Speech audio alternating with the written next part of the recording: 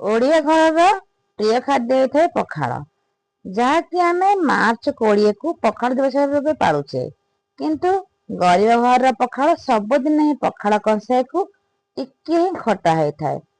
आसतु आज आम किंतु पालन करिया पखाल दिवस मार्च 20 को आम पखाल दिवस जेहेतु पालुचे, तेणुक आज गोटे उपाय 3टी पखाल पाइपर। जमीक भात ही गोटे कि स्वाद पावे 3 प्रकार।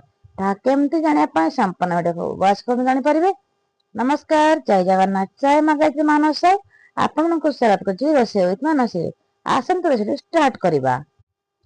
यही पखाल प्रथम आमको भात रांधा पड़ था। ये देखो मुझे डेक्ची पानी देती मुझे मो घर खाଇବା अनुसार मु गोटे मान चावल बा हाफ किलो चावल मुझे नहीं। भात देखो टे फुटीगला चावल पकड़ा भात फुटीगला फेम्पलटा काढ़ीदेवे। कौन कर जेहतु गैस आमर रोषे हो तेणुक गैस को पूरा लो फ्लेम रखीदे, जहाद्वारा भात टी खूब कम समय होता है। किंतु मैं सब कौन कर पानी बसैला संगे संगे मु चावल को पकई थाए। किंतु आम एरिया जो कोयला जाल होता है तालचेर तेणुक आम पानी जाइना फुटले ही चावल पकई था। कि गैस महर को लगी था तेणुक मुझे चावल को शीघ्र पकई देती। घर कथा एबे देखो मोर भातटा भी हो गला। भात को गोटे जगह गाली दबा। गाली देला ही हमर पखाल प्रस्तुत। किंतु मुझे गोटे भात 3टी स्वाद पाइबे केमती देखु। यही रोषे कले आपन को ठंडा हेनी। जदि भी पिला छुआ जार अच्छी भी पेट भी खराब हेनी, जो रुटी खाती से एमती आकार खाईपर भात। देखो भात एवं गाली सारा पर जो पेज था से पेजे पानी कंसाए देदेली से तब ठंडा छाड़देले। एबे मुझे फुटाण फुटाऊँ एठी। आम देखु केमती कौन पखाल कर देखु गोटे जिनस कि 3टी स्वाद। प्रथम तेल पकईदे छोट कड़े टे फुटण माने सोरिष कंचा लंका शुखिला लंका आगे भृषंग पत्र 2-3 डेंफ बास या छाड़ीदे गैस अफ करदे। या ठंडा हाँपाई छाड़ा। ये आम छुंक पखाल देखो गोटे कर केमती छुंक पखाल। आज आम बासी पखाल नहीं किंतु भात रांधिकी सांगे सांगे से भात को पखाल कर साइड करदे। तापर देखो आम नहीं गोटे हेमदस्ता छोट आंब अदा खंडे नहीं आगे पुदीना पत्र नहीं 2-3टा धनिया पत्र भी नवा ताकू सबुतक छेचीदेवा काठी। यार बास्तु मत बहुत बढ़िया आसता है। कहीं बासी पखाल जेहेतु खाऊने फ्रेश पखाल खाइबा तेणुक स्वाद तो निहत लगे दरकार। स्वाद ना पखाल मजा कौन आसता कि आस न तेणुक यही सब जिन निहत आमको दरकार होता है। जदि बासी पखाल हो तो आराम से टिके खटारे भी कंसे भात पूरा उड़ीज। एबे देखंतु ए सब जिन रेडी हो गला। आसतु जीवा आमे पखाल को रेडी करवा। आपण माने एपर्यंत भाबुथिबे गोटे भात रे केमिति 3 प्रकार। आसतु देखिबा एठी मजा आछो 3 प्रकार केमिति। देखंतु ए पेजटा आपण देखिले पेजरे आमे पानी भरैतिले एबे से ठंडा हो जाईछि। आमे कोन करबा ना से जो गरम भात रांधिले से भात को भी गाली दबा। देखंतु एई भातटा खाइले ठंडा हबनी कि आपन पेट में किसी खराब हेनी। यदि आप झाड़ा भी होते यही पखाल खाइले भी देह बहुत सुस्थ होता है। केवल टिके लेंबू चिपुदेले भात बहुत बढ़िया लगे खायापी। एबे देखंतु भात जी मुझे रांधि मो घर 3 जन खायापी भात रांधि जाइए। आ मो सान झी तो केवल पखाल तो खाएनि। ये आपन को देखई दूसरी मैं 2टा कथा काढ़ी जेहेतु घर मो स्वामी नथिले आम मो मो झी 2 जन पखाल जे खाइबे से प्रथम देखो भात नहीं जाइए। आपड़ के भात खाइबे से अनुसार भात को नहीं जाए।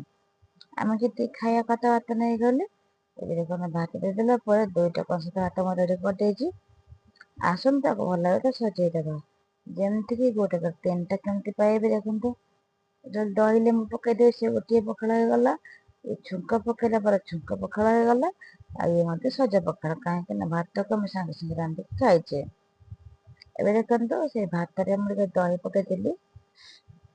देखो 2टा भात दही यदि आप दही भी न खाइबे खाली लेंबू चिपुड़ी खाईपर बहुत भल लगे। आज से अधिक तोरण ना कहीं अधिक तोरण ने लोभर पी हेनी जहाँ तोरण नष्ट हो कहीं आम आपको पूरा छुंक देकी करुचे बहुत भल स्वाद लगे से अल्प नहीं। जब आपंकर इच्छा हे आउ टे तोरण पीवाई आप पेज टी कि पानी मिसई पारे। एबे देखो दही पूरा भल भाव मिक्स करदे। छेचिकी रखी आंब कषिया अदा पुदीना ଧଣିଆକୁ ତାକୁ ଏବେ ମଧ୍ୟ ଆଡ଼ କରିଦେବା, ଯାହାଦ୍ୱାରା ତା ଫ୍ଲେଭରଟା ଆହୁରି ବଢ଼ିଆ ଆସିବ, ଖାଇବା ପାଇଁ ବହୁତ ଭଲ ଲାଗିବ। ଏବେ ଦେଖନ୍ତୁ ତାକୁ ମଧ୍ୟ ଗୋଳେଇ ଦେଲେ। ଗୋଳେଇ ଦେଇ ସାରିଲା ପରେ ଆମେ ମଧ୍ୟ ଲେମ୍ବୁ ମଧ୍ୟ ରଖିବା। ଏବେ ଦେଖନ୍ତୁ ୟାକୁ ତ ପୁରା ଭଲ ଭାବରେ ଗୋଳେଇ ଦେଇ ସାରିଲେଣି। ଆପଣ ଚାହିଁଲେ ଏମିତି ବି ଖାଇପାରିବେ। ଯଦି ଆଉ ଟିକେ ଭଲ ଖାଇବା ପାଇଁ ଚାହିଁବେ ତାହେଲେ ଆପଣ ଏଠି ଲେମ୍ବୁ ପକେଇବେ। ତାପରେ ଆମେ ଦେଖନ୍ତୁ ଯୋଉ ଛୁଙ୍କ କରିଥିଲେ ସୋରିଷ ଲଙ୍କା ତାକୁ ଏଠି ମଧ୍ୟ ଆଡ଼ କରିଦେଲେ। ଏ ଦେଖନ୍ତୁ ଏଇଟା ବହୁତ ଭଲ ମାନେ ସୁନ୍ଦର ଦେଖାଗଲା, ତା ସହିତ ଭଲ ଟେଷ୍ଟ ମଧ୍ୟ ଆସିଲା। ମାନେ ଏବେ ଛୁଙ୍କ ପଖାଳ, ଆପଣ ସେପର୍ଯ୍ୟନ୍ତ ସଜ ପଖାଳ ଦେଖୁଥିଲେ କିମ୍ବା ଦହି ପଖାଳ ଦେଖୁଥିଲେ। ଆଉ ଏଇସବୁ ଜିନିଷ ଆଡ଼ କଲା ପରେ ଛୁଙ୍କ ପଖାଳ ହେଇଗଲା। ଦେଖନ୍ତୁ ଭାତ ପେଜ ଗୋଟିଏ, ସେଥିରେ ଆପଣ 3ର ସ୍ୱାଦ ମଧ୍ୟ ପାଇସାରିଲେଣି। ତାପରେ ଦେଖନ୍ତୁ ମନ ମୁତାବକ ଲେମ୍ବୁ ଟିକେ ଦେଇଦେଲେ ସଜେଇବା ପାଇଁ, ଆଉ ଗୋଟେ ପୋଦିନାକୁ ସଜେଇକି ଦେଲେ। ଏବେ ସବୁ ଜିନିଷ ରେଡି ହେଇଗଲା। ତା ପାଇଁ ଆପଣ ଭଜା, ଶାଗ, ବଡ଼ି ଯାହା ବି କରିକିନା ଖାଆନ୍ତୁ ବହୁତ ଭଲ ଲାଗିବ। କିନ୍ତୁ ମୋ ଦ୍ୱାରା ଯେତିକି ସମ୍ଭବ ହେଲା ମୁଁ ତାକୁ ନେଇଥିଲି। ଖାସ କରି ଆଚାର ଟିକେ ନେଇଥିଲି, ବାଇଗଣ ପୋଡ଼ିକି ନେଇଥିଲି, ତା ସହିତ ବଡ଼ି, ମିକ୍ସଚର, ପିଆଜ ଆଉ ଛୁଇଁ ଆଳୁ ଭଜା, ତା ସହିତ ହେଇଥିଲା ପୋଇ ପତ୍ରର ପିଠା। ଆପଣ ଏଠି ଶାଗ ମଧ୍ୟ ଆଡ଼ କରିପାରିବେ, ଆଉ ଆଳୁ ଚୋଖା ମଧ୍ୟ ରଖିଥିଲି। ଯାହା ଆପଣଙ୍କ ସମ୍ଭବ ତାହା ନେଇନା ଖାଇପାରିବେ, କିମ୍ବା ଖାଲି ବଡ଼ି ନେଇକି ଭାତ ମଧ୍ୟ ଖାଇପାରିବେ, ଆଳୁଟେ ପଡ଼ିକି ମଧ୍ୟ ଖାଇପାରିବେ। ଆଶା କରୁଛି ଭିଡ଼ିଓଟି ବହୁତ ଭଲ ଲାଗିବ। ଆଉ ଆପଣ ପଖାଳଟା କଣ କେମିତି କରିନା ଖାଆନ୍ତି କମେଣ୍ଟ ମଧ୍ୟ କହିବେ। ଭଲ ଲାଗିଲେ ଭିଡ଼ିଓକୁ ଲାଇକ୍, କମେଣ୍ଟ, ସବସ୍କ୍ରାଇବ କରିବେ। ପାଖରେ ଥିବା ବେଲ୍ ଆଇକନକୁ ଅଲ୍ କରିବା ସଙ୍ଗେ ସଙ୍ଗେ ଫେସବୁକ୍ ଆଉ ଫେସବୁକ୍ ପେଜ ଦେଖୁଥିଲେ ଫଲୋ କରିଦେବେ। ଏବେ ତ ମୁଁ ଲେମ୍ବୁ ଚିପୁଡ଼ି ଦେଲି, ତା ସହିତ ଟିକେ ଲୁଣ ପକେଇ ଦେଇକି ଭାତ ତ ଆମେ ଏବେ ଯିବୁ ଖାଇବା ପାଇଁ। ଆପଣ ପଖାଳ ଖାଆନ୍ତୁ, ଏନ୍ଜୟ କରନ୍ତୁ। କେମିତି ହେଲା ଆପଣଙ୍କ ମତାମତ କମେଣ୍ଟ ସେକ୍ସନରେ କହିଦିଅନ୍ତୁ। ଏଠି ତ ଆମର ରେଡ଼ି ହେଇଗଲା ପଖାଳ, ଆମେ ଚାଲିଲୁ ଖାଇବା ପାଇଁ। ଆପଣ କରିକିନା ଖାଆନ୍ତି। ମାର୍ଚ୍ଚ 20 ପଖାଳ ଦିବସ ଏନ୍ଜୟ କରନ୍ତୁ। ଖାସ କରି ଆମ ଓଡ଼ିଆ ମାନେ ତ ପ୍ରତ୍ୟେକ ଦିନ ବାସି ପଖାଳରେ କିଛି ନହେଲେ ଖଟା ଟିକେ, ବଡ଼ି ଟିକେ, ଗୋଟେ ଆଳୁ ପୋଡ଼ା ହେଲେ ଯଥେଷ୍ଟ ହେଇଥାଏ। କିନ୍ତୁ ବଡ଼ ବଡ଼ିଆଙ୍କ ପାଇଁ ଦିନେ ହିଁ ପଖାଳ ଦିବସ ପାଳନ କରିଥାଏ, ମାର୍ଚ୍ଚ 20। ଏଥର ତ ଆପଣମାନେ ଜାଣିପାରୁଥିବେ। ଦେଖନ୍ତୁ ଭାତ ହିଁ ଗୋଟିଏ ସାଙ୍ଗେ ସାଙ୍ଗେ ରନ୍ଧା ହେଇଥିଲା, ତାକୁ ଆମେ 3ଟି ଉପାୟ ବ୍ୟବହାର କରିଥିଲେ। ଆପଣଙ୍କୁ କେମିତି କ'ଣ ଲାଗିଲା କମେଣ୍ଟ କହିବେ। ରଖିଲି, ଧନ୍ୟବାଦ। ଜୟ ଜଗନ୍ନାଥ, ଜୟ ମା ନମସ୍କାର।